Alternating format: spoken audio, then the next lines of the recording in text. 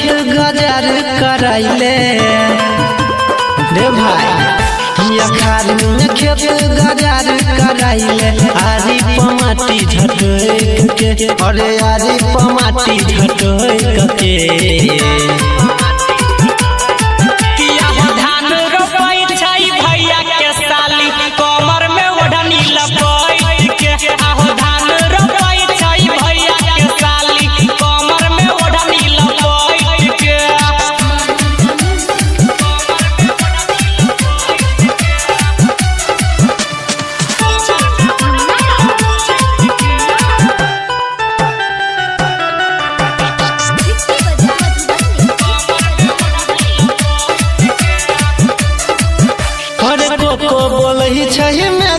धरल में जाई छही थाल में डेग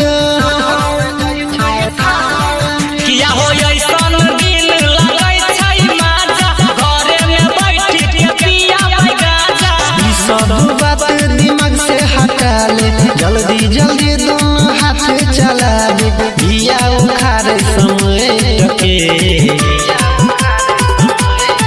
किया हो धान रोपै छै भैया के साली कमर में ओढ़नी लपेट के आहो धान रोपै छै भैया के साली कमर में ओढ़नी लपेट के